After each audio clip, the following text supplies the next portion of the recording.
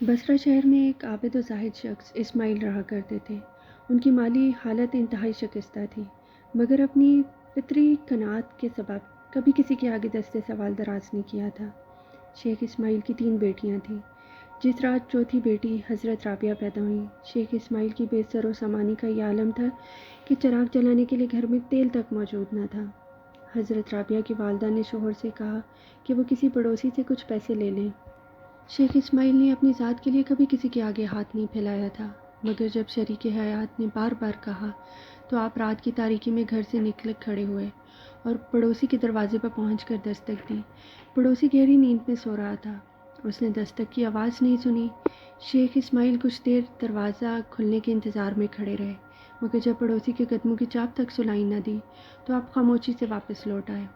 حضرت رابعہ کی والدہ نے شوہر کو خالی ہاتھ آتے دیکھا تو پریشان لہجے میں کہا، کیا پڑوسی نے مدد کرنے سے انکار کر دیا؟ کہاں کی مدد؟ اس نے دروازہ ہی نہیں کھولا۔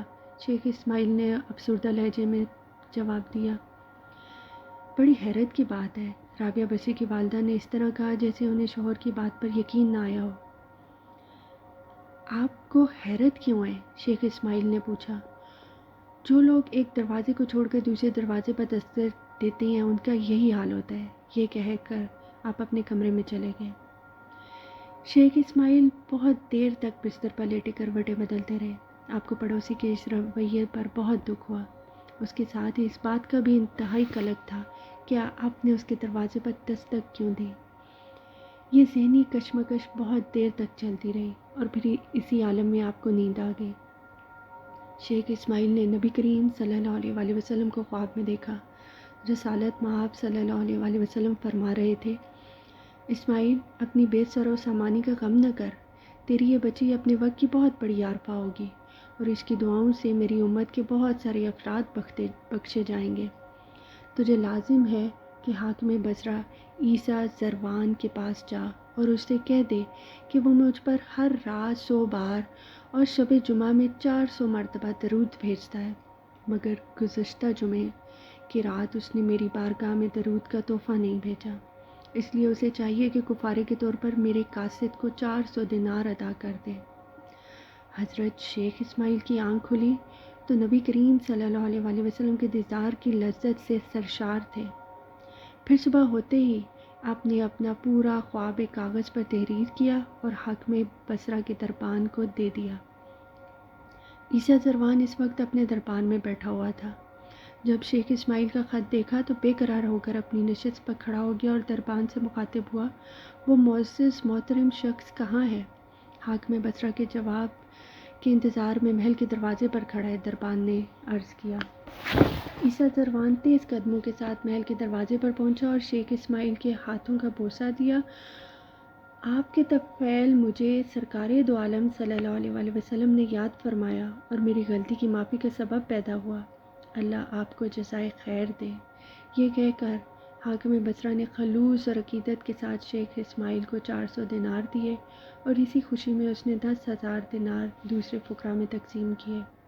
حضرت رابعہ بصری اپنے والدین کی چوتھی اولاد تھیں، اس لیے آپ کا نام رابعہ رکھا۔ عربی میں رابعہ چوتھی کو کہتے ہیں۔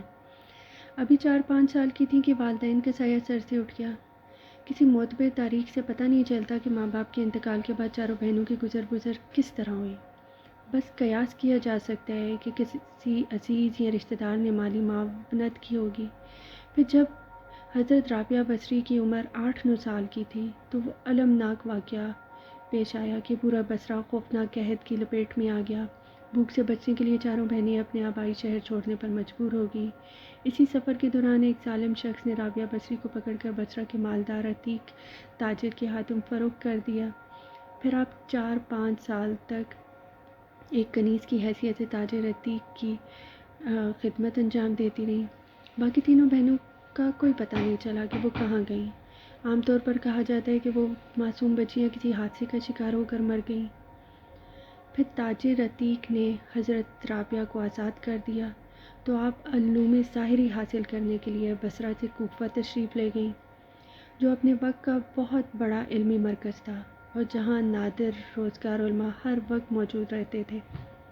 روایت ہے کہ رابعہ بصری فطری طور پر نہایت ذہین خاتون تھیں، نتیجتاً بہت کم مدت میں قرآن پاک حفظ کر لیا۔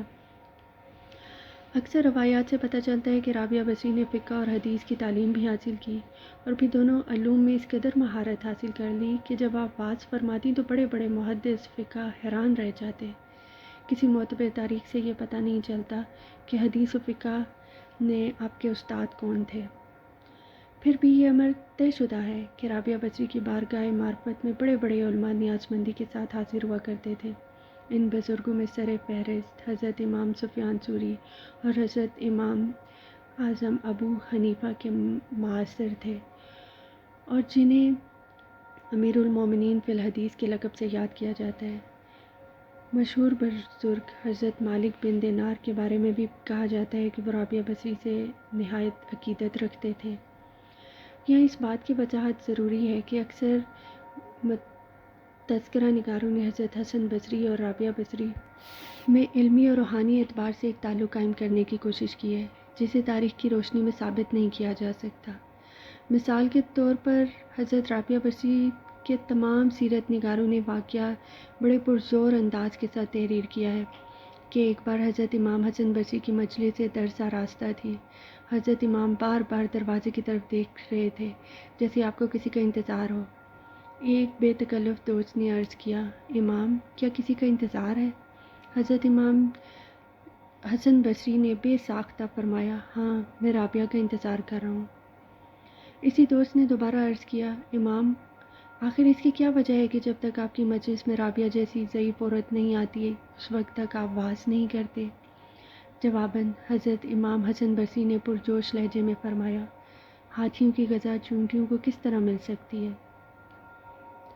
اس واقعے سے حضرت رابعہ بصری کی عظمت روحانیت کا تو پتہ چلتا ہے، مگر جب ہم اس واقعے کی تاریخی حیثیت متعین کرنا چاہتے ہیں تو حیرت کے سوا کسی چیز کا کوئی نشان باقی نہیں رہتا۔ قارئین کو تعجب ہوگا، یہ روایت مشہور صوفی خواجہ فرید الدین اتار سے منسوب ہے۔ حالانکہ خواجہ فرید الدین اتار خوب جانتے ہیں کہ رابعہ بصری 97 ہجری میں پیدا ہوئیں اور حضرت امام حسن بصری 110 میں دنیا سے رخصت ہو گئے۔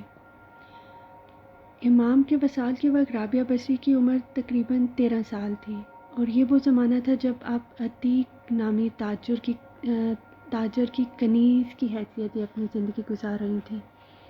اس صورتحال میں حضرت امام حسن بصری اور رابعہ بصری کے علمی تعلق میں زیادہ سے زیادہ کتنی گنجائش پیدا کی جا سکتی ہے کہ حضرت رابعہ بصری ایک آدھ بار حضرت امام حسن بصری کی مجلس درس میں حاضر ہوئی ہوں گی، اور عقیدت مندوں نے اتنی چھوٹی سی بات کو ایک مستقل افسانہ بنا دیا۔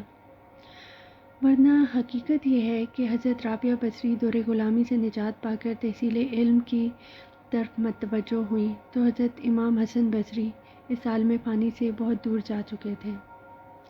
اس کے علاوہ اکثر تذکرہ نگاروں نے یہ بھی ثابت کرنے کی کوشش کی ہے کہ حضرت امام حسن بصری بھی رابعہ بصری کی مجلس روحانی میں بسط شوق حاضر ہوا کرتے تھے۔ اس روایت کو تسلیم کرنے میں بھی وہی سن اور سال کا فرق مانا ہے۔ مختصر یہ کہ تاریخ کے تناظر میں حضرت امام حسن بصری اور رابعہ بصری کے درمیان کسی ایک ملاقات کو بھی ثابت نہیں کیا جا سکتا۔